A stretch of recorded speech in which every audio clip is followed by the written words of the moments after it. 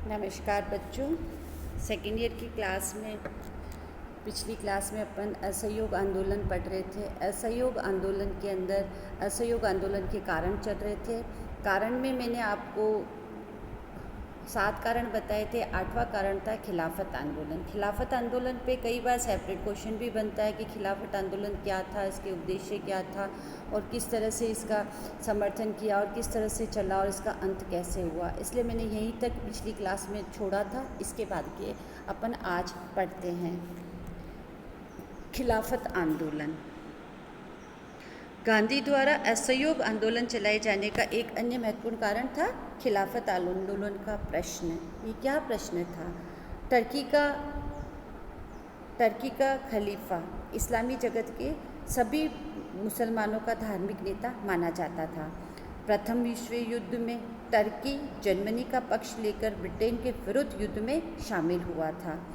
भारतीय मुसलमानों को यह डर था कि युद्ध के बाद ब्रिटिश सरकार टर्की से बदला अवश्य लेगी, किंतु भारतीय मुसलमानों के युद्ध के समय पूर्ण सहायता प्राप्त करने के उद्देश्य से इंग्लैंड के प्रधानमंत्री ने यह घोषणा की कि युद्ध की समाप्ति के बाद ब्रिटिश सरकार टर्की के विरुद्ध प्रतिरोध की नीति का नहीं अपनाएगी और किसी प्रकार का कोई बदला नहीं लेगी, क्योंकि उन्हें भारतीय मुसलमानों का समर्थन चाहिए था उस समय।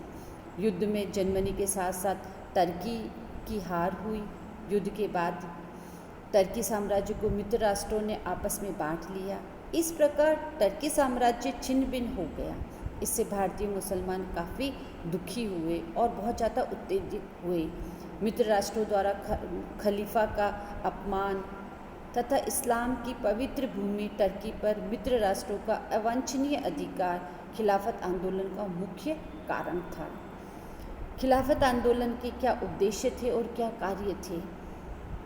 खिलाफत आंदोलन का उद्देश्य टर्की के खलीफा सुल्तान की सर्वोच्चता और शक्ति को पुनः स्थापित करना था। खलीफा के साथ किए गए दुर्व्यवहार के विरोध में खिलाफत आंदोलन प्रारंभ किया गया। जगह जगह खिलाफत कमेटियां बनाई गई, जिनका एक ही उद्देश्य था टर्की साम्राज्य के बंटवारे के विरुद्ध खलीफा के पक्ष में जनमत तैयार करना एवं आंदोलन चलाना।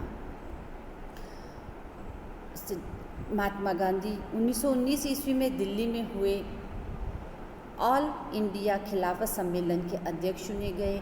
सभी राष्ट्रवादी मुस्लिम नेताओं हकीम अजमल खां, शौकत अली, महमूद अली, डॉक्टर अंसारी, अब्दुल कलाम आज़ाद आदि ने इस आंदोलन में भाग लिया।